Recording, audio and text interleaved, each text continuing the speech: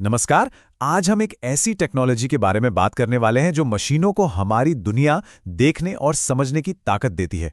सोचिए जरा, तो ये सब होता कैसे है? इसका जवाब छिपा है आर्टिफिशियल इंटेलिजेंस की एक बहुत ही खास, कह सकते हैं क्रांतिकारी ब्रांच में, जो असल में हम इंसानों और जानवरों के देखने के तरीके से ही इंस्पायर्ड है। ठीक है, तो इस पूरी चीज को समझने के लिए सबसे पहले ये जानना जरूरी है कि जब कोई मशीन किसी तस्वीर को देखती है तो उसके लिए असल में चैलेंज क्या होता है। देखिए, जहां हम एक बिल्ली की प्यारी सी तस्वीर देखते हैं, वहीं एक कंप्यूटर के लिए वो तस्वीर कुछ भी नहीं, सिवाय पिक्सल वैल्यूज के एक बड़े से ग्रिड के। मतलब उसके लिए सिर्फ नंबर्स हैं, जिनका कोई कॉन्टेक्स्ट नहीं, कोई मतलब नहीं।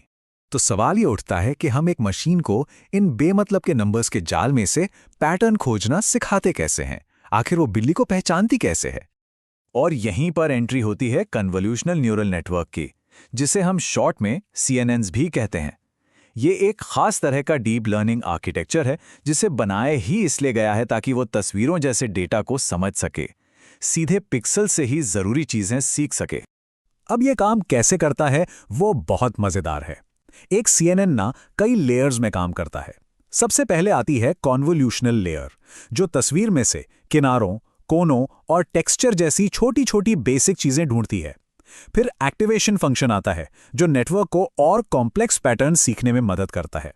इसके बाद पूलिंग लेयर उस जानकारी को छोटा और मैनेज करने लायक बनाती है, ताकि बड़ी तस्वीर समझ आ सके। और आखिर में फुल्ली कनेक्टेड लेयर इन सब सीखे हुए फीचर्स को एक साथ जोड़कर बताती है कि तस्वीर में आखिर है क्या। मतलब ये बिल्कुल एक आर्ट एक्सपर्ट की तरह है, जो पहले बड़े बड़े स्ट्रोक्स को देखता है, फिर छोटी छोटी डिटेल्स में जाता है। तो ये तो हुई थियरी की बात। अब देखते हैं कि असल दुनिया में ये टेक्नोलॉजी क्या कमाल कर रही है। तो CNNs इतने पावरफुल क्यों हैं? क्योंकि ये सिर्फ देखते नहीं हैं।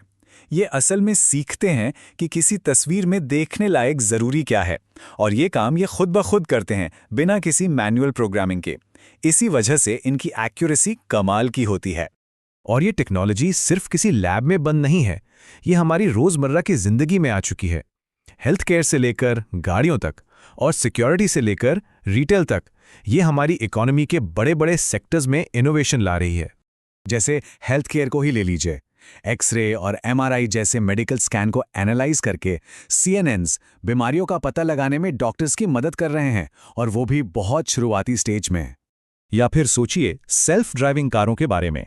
इन गाड़ियों के लिए CNNs ही वो आंखें हैं जो सड़क पर चल रहे लोगों को, दूसरी गाड़ियों को और ट्रैफिक साइंस को पहचानकर सेफ ड्राइविंग को मुमकिन बनाती हैं। और सिक्योरिटी का तो क्या ही कहना। फोन को अनलॉक करने वाले फेशियल रिकॉग्निशन सिस्टम से लेकर बड़ी बड़ी जगहों की निगरानी तक, हर जगह CNNs का ही इस्तेमाल हो रहा है। लेकिन जैसा हर पावरफुल टेक्नोलॉजी के साथ होता है, CNNs के भी अपने फायदे हैं, तो कुछ चुनौतियां भी हैं। तो देखिए, एक तरफ जहां इनके प्रिडिक्शन एक्यूरेसी बहुत हाई है और यह खुद ब खुद फीचर्स सीख लेते हैं, वहीं दूसरी तरफ इन्हें ट्रेन करने के लिए बहुत बड़े डेटा सेट की ज़रूरत पड़ती है, और ये काफ़ी ज़्यादा कंप्यूटिंग पावर भी इस्तेमाल करते हैं। इस बैलेंस को समझना बहुत ज़रूरी है, तभी हम इस टेक्नोलॉजी की ताकत और इसकी सीमाओं दोनों को सही से समझ पाएंगे। तो आखिर में हम कह सकते हैं कि CNNs ने डीप लर्निंग की दुनिया में एक क्रांति ला दी है।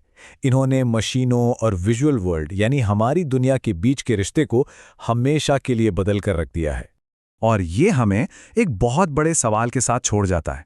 अगर मशीनें अब हमारी दुनिया को देख और समझ सकती हैं, तो सोचिए वो हमें आगे क्या नया खोजने में मदद करेंगी।